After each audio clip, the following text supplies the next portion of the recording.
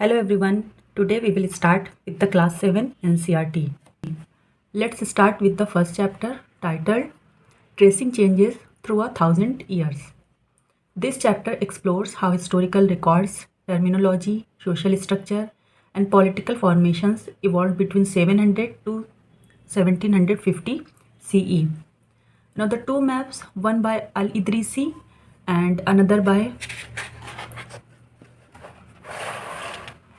French cartographer, show how the understanding of the Indian subcontinent changed over time.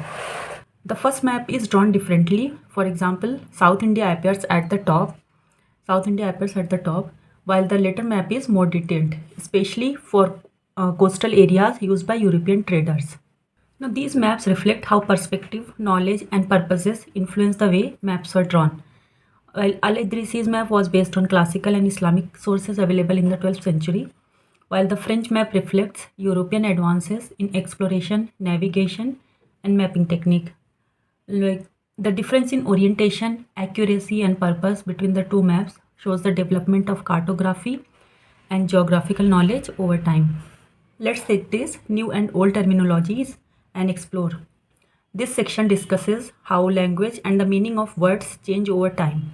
It highlights the historical records are written in different languages which have evolved significantly.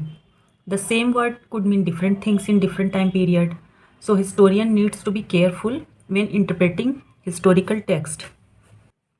For example, evolution of the term Hindustan. Today we use Hindustan to refer to India, the modern nation state. In the 13th century, the Persian chronicler Minhaj Siraj used Hindustan to describe only the regions of Punjab, Haryana, and the land between the Ganga and Yamuna rivers. It had a political meaning, referring to the areas controlled by the Delhi Sultanate. It did not include South India. In the 16th century, Babur, founder of the Mughal Empire, used Hindustan to describe the geography, flora, fauna, and the culture of the Indian subcontinent rather than a political entity. Similarly, Amir Khusro, 14th century poet, used the word Hind to describe cultural aspects of India. The word Hindustan did not have a fixed meaning in history. It was used in different ways depending on the context and the purpose of the writer. Let's take the word foreigner. The word foreigner means someone from another country. In medieval times, a foreigner was anyone who did not belong to a particular village, society, or culture. For example, a city dweller might consider a forest dweller a foreigner, even if both lived in the same kingdom.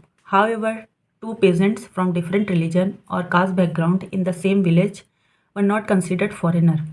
In Hindi, the term Pardesi was used for foreigner. In Persian, the word Ajnabi meant foreigner. Next is historians and their sources. Now, first let's see types of sources used by historians. When historians study the past, the type of sources they use depend on what time period they are looking at. Between 700 to 750 CE, we can observe both continuity and the change in the sources available. So what are the things that stayed the same, meaning they were continuous? Like some type of historical sources continued to be important during this period, just like they were in earlier times. Now coins, it is used to understand the economy, trade, and rulers. Now inscription, which was carved on stones and metals to record events, orders, or achievement. Architecture, building and monuments tells us about the culture, religion, lifestyle of the time. Now the text, like literature or religious or literary works that were passed down or studied. Now these sources remained useful for understanding history across many centuries. So what are the things that changed? Like from around 700 CE onward, a major change happened. There was a big increase in the number and types of written records. This happened because paper became cheaper and more available. People began writing religious texts, royal histories, court records, tax data, letters, and many more things. Now this meant that the historian had access to more detailed and diverse information, especially in the form of manuscripts and documents, compared to earlier times. Now next question which comes to mind is why textual records became more common. because people became cheaper and more accessible, so more people could write and preserve information. People wrote religious texts, royal chronicles, letters, teaching of saints, petitions, judicial records, and tax documents. Now they were collected and preserved by rulers, temples, monasteries, and wealthy individuals in libraries and archives. Now, what were the challenges in using manuscript? Since there was no printing press, all manuscripts were copied by hand by scribes. Now, copying by hand led to errors and variation, just like when students copy homework and make small mistakes. Scribes often change a word or sentence, either by accident or intentionally. Over centuries, these small changes accumulated, making different copies of the same text quite different. The original version is usually lost, so historians have to compare multiple copies to try to figure out what the original author actually wrote. Now, for example, Ziauddin Barani's Chronicle, who was a 14th century historian, wrote a chronicle in 1356 and then revised it in 1358. The two versions are different. Historian only discovered the original 1356 version in the 1960 because it was hidden in a large library collections for centuries. This shows how new discoveries can change our understanding of history even today. Now the new section is New Social and Political Group. During the period 700 to 750 CE, India witnessed the emergence of several new social and political groups due to changes in governance, economy, military strategies, and migration. This era saw the rise of powerful ruling dynasties, the formation of new caste group, and the integration of tribal communities into the agrarian and administrative system. Historians find this period very difficult to study because it covers 1000 years with a wide variety of events, innovation, and changes. New technologies like Persian wheel, spinning wheel, firearms were introduced. New crops and foods like potatoes, corn, chilies, tea, and coffee were brought to India, often through travelers, traders, or invaders. These newcomers also brought new ideas, cultures, and practices with them. As a result, economic, political, social, and cultural life was always changing and evolving. People kept constantly moving across region in search of wealth and opportunity. India was known for its rich resources, so many groups tried to gain power and influence here. New groups were rising in the region.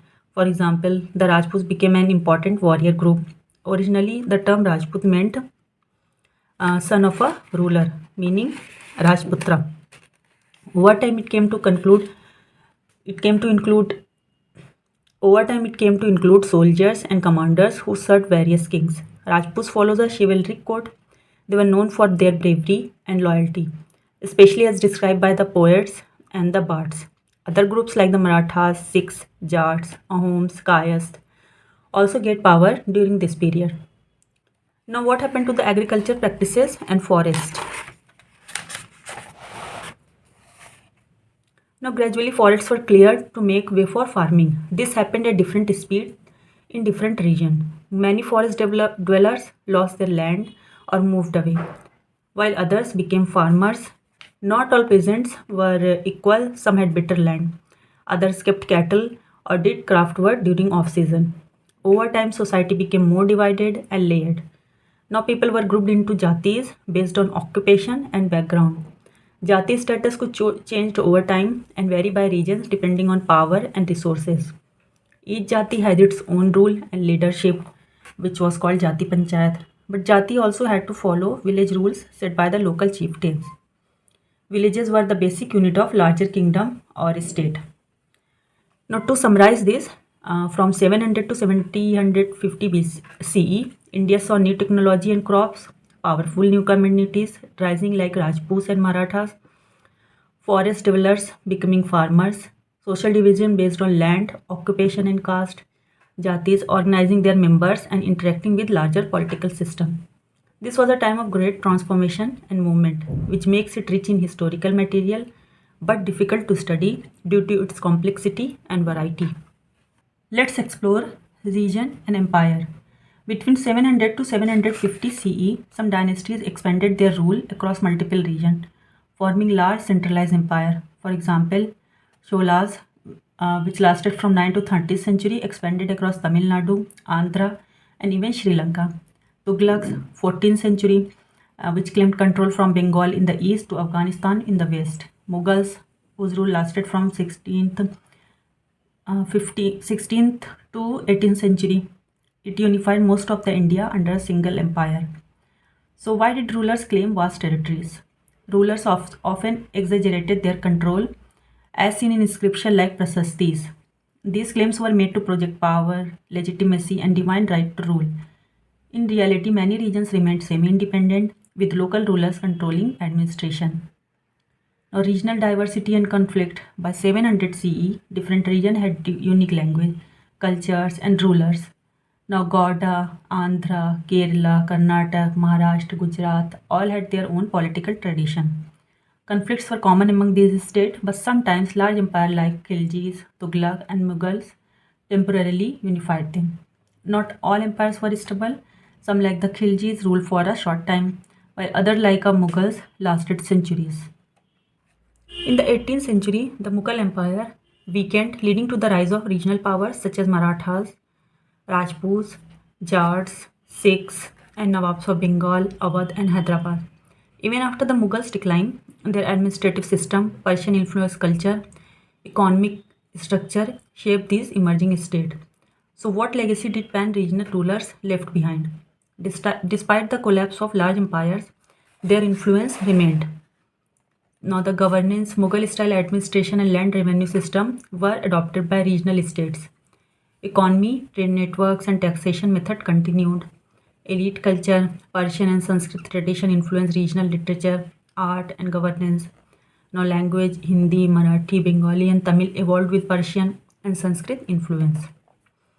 Now, the next section is Old and New Religion. During the period 700 to 750 CE, India witnessed significant religious transformation. These changes were influenced by social structure, political dynamics, and cultural interactions. With the rise of new deities, religious movements like Bhakti and the spread of Islam reshaped the subcontinent's spiritual landscape. Let's see how evolution of Hinduism happened. Now, new gods and goddesses gained prominence.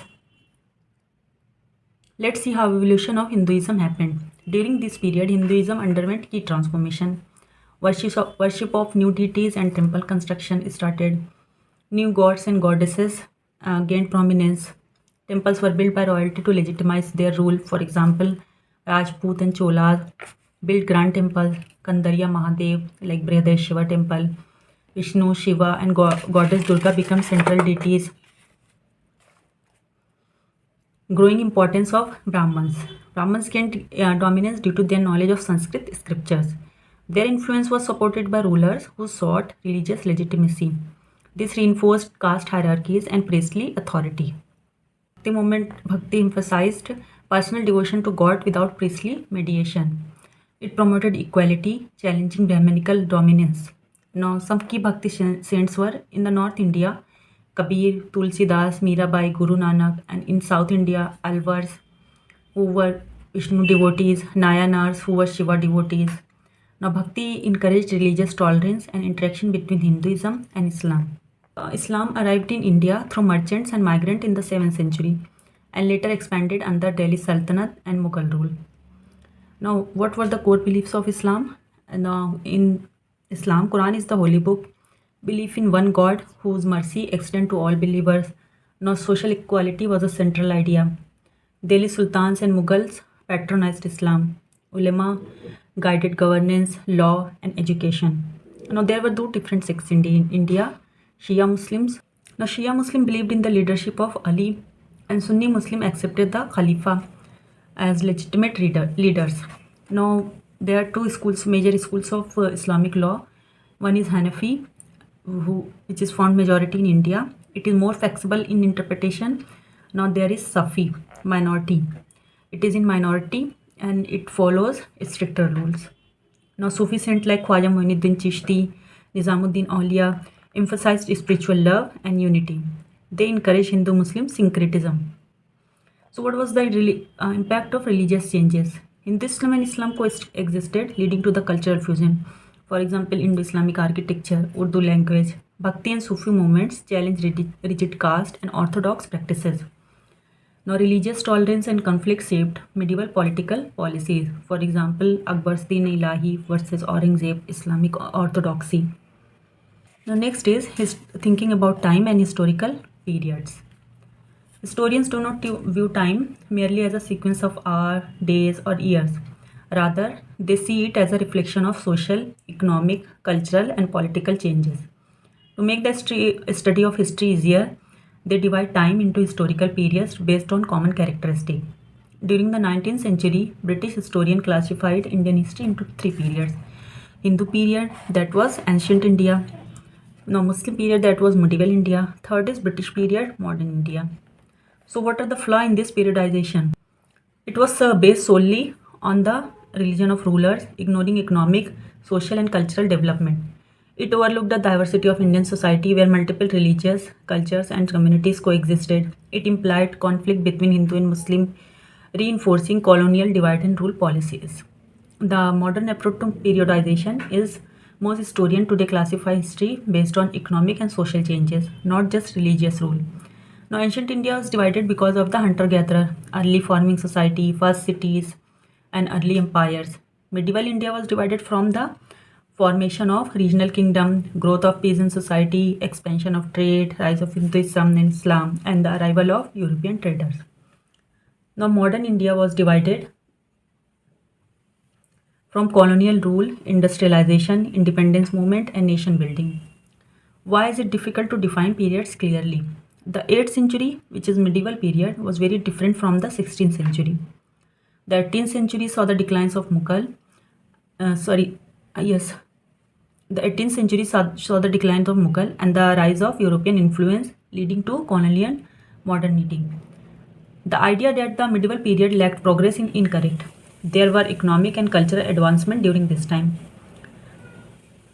Now, medieval India, which lasted from 700 to 750. Now, medieval India saw the rise of powerful empires like Delhi Sultanate, Mughal, economic prosperity, and cultural exchange. By the 18th century, regional kingdoms like Maratha, Sikhs, Jats, Nawab of Bengal, Awadh, Hyderabad became dominant. Now, European trading companies like British, French, Portuguese, Dutch took advantage of political instability, marking the transition to colonial rule. So, what is the importance of studying change and continuity? Not all changes happen suddenly. Some transformation occur over a long period. For example, the caste system existed in ancient India but evolved over time, affecting social mobility. Historians study continuities, what remained the same, and what changed to understand long-term historical processes. Now let's start with the exercise. Let's recall. First question is, who was considered a foreigner in the past? Now the term foreigner had different interpretation in the past. In ancient times, people from one kingdom considered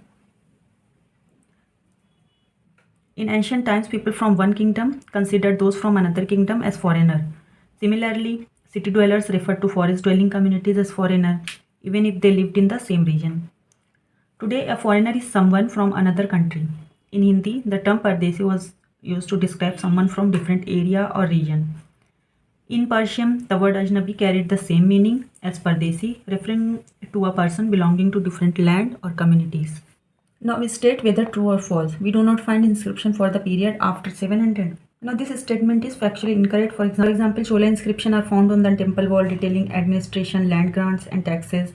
Delhi Sultanate inscription, whose rule lasted from 13th to 16th century. The Qutub Minar inscription found on the Qutub Minar and Quwwatul Islam Mosque in Delhi. Alauddin Khilji's inscription at Ali Darwaza records the construction of new mosque. Now the next is the Marathas asserted their political importance during this period. This statement is true. Now next is the forest dwellers were sometimes pushed out of their land with the spread of agriculture settlement. Now next is forest dwellers were sometimes pushed out of their land with the spread of agriculture settlement. Yes, that statement is also true. They were pushed out of their land because of the deforestation for farming, expansion of kingdom, settlement of peasant societies. Now next is Sultan Ghiyasuddin Balban controlled Assam, Manipur and Kashmir. This statement is incorrect. Next, I will not be explaining this. You have to do it on your own. And the next is list some of the technological changes associated with this period. The period from 700 to 1750 CE saw significant technological advancement in agriculture, military, and industry, who contributed to India's economic and political growth. Now, for example, like agriculture innovation, the Persian wheel improved irrigation, enhancing crop production. The iron plowshare made farming more efficient, increasing productivity. Farmers grew paddy, wheat, barley, ensuring food security. They also started growing cash crops like cotton and tobacco, enhancing income.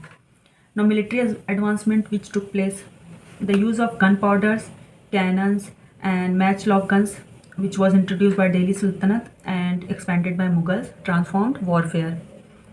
Now, war elephants played a significant role, used both for transport and attack. Now, in the textile and the trade, the spinning wheel, which is called charkha, revolutionized cotton and silk production. Muslin clothes from Dhaka and Bengali silk were exported to the Central Asia and Europe. The textile industry contributed to India's role as a major export hub. This technological advancement played a key role in economic prosperity, military expansion, and agricultural stability, making India a dominant force in global trade. Now, the next is what were some of the major religious development during this period. This period saw the major religious transformation, like it saw the expansion of temple construction and the decline of Buddhism and the arrival of Islam and the rise of devotional movements. These changes shaped India's cultural and spiritual landscape. Now, for example, expansion of Hinduism and temple worship, royal patronage led to the construction of grand temples like Brihadeshwar temple, which was built by Cholas.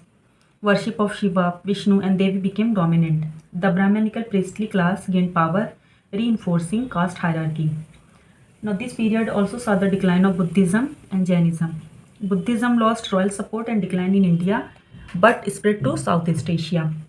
Jainism remained influential in part of Western and Southern India. Now, many Buddhist monasteries lost funding, leading to their decline. Now, arrival and spread of Islam. Islam arrived in India through Arab traders in Kerala. Now, Cheraman Juma Masjid, which was built in 8th century in Kerala, is India's first known mosque. Now, Islam emphasized social equality, monotheism, and charity. Now, early Bhakti and devotional movements were started. Around this time. Bhakti emphasized personal devotion to God without priestly rituals. Alvars, who were Vishnu devotees, and Nayanars, who were Shiva devotees, promoted Tamil devotional poetry. Now, their teachings later influenced the North Indian Bhakti movement like Kabir, Mirabai, and Tulsi. Now, Sufi saints like Baba Farid and early Chishti saints preached spiritual love, unity, and religious harmony. Now, Khanqa became places of worship and charity. Despite political instability, this period marked a significant shift in religious belief. People moved beyond rituals and focused on spirituality and devotion, laying to the foundation for later Bhakti and Sufi movements, which shaped medieval Indian society. Now, next is in what ways has the meaning of the term Hindustan changed over time?